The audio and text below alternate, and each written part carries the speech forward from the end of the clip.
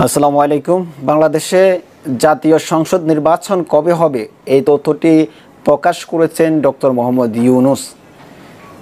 বাংলাদেশের অন্তর্বর্তীকালীন সরকার প্রধান উপদেষ্টা ডক্টর মোহাম্মদ ইউনূস ঘোষণা করেছেন যে আগামী জাতীয় সংসদ নির্বাচন 2025 সালে ডিসেম্বর থেকে 2026 সালে জুনের মধ্যে অনুষ্ঠিত হবে।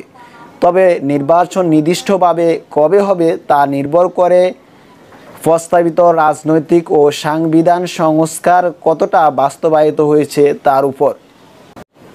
ডক্টর ইউনূস সম্প্রতি জাপানে এক সম্মেলনে জানান, যদি আমরা দেশ ও প্রতিষ্ঠানগুলোকে আগের অবস্থায় ফিরিয়ে দিতে চাই তাহলে ডিসেম্বরে নির্বাচন সম্ভব।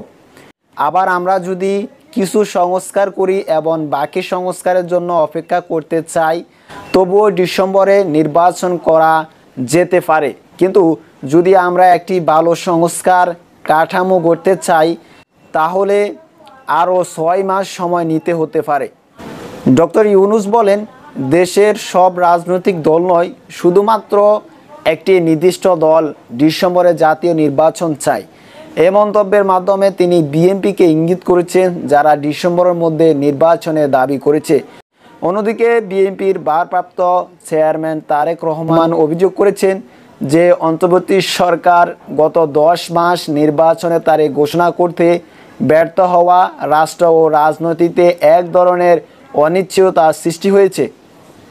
ডক্টর ইউনূসের নেতৃত্বে অন্তর্বর্তী সরকার সংস্কার, বিচার এবং নির্বাচন এই 3টি বিষয় নিয়ে কাজ করছে। নির্বাচন নির্দিষ্ট তারিখ এখনও ঘোষণা করা হয়নি, তবে ডিসেম্বরে 2025 থেকে জুনে 2026-এর মধ্যে নির্বাচন অনুষ্ঠিত হওয়ার সম্ভাবনা রয়েছে। যদি সংস্কারগুলা কমপ্লিট হয় তাহলে নির্বাচন হবে। যদি বাংলাদেশে নির্বাচন না হয় আরও 5টি বছর যদি ডক্টর ইউনূস বাংলাদেশ চালায় বা বাংলাদেশকে নিয়ন্ত্রণ করে তাহলে কীরকম হবে, ভালো হবে না খারাপ হবে? দর্শক আপনারা কমেন্ট বক্সে জানাবেন। পরবর্তী ভিডিওর জন্য অপেক্ষা করুন। আজকে এ পর্যন্তই। আল্লাহ হাফেজ, ভালো থাকবেন, সুস্থ থাকবেন। আসসালামু আলাইকুম।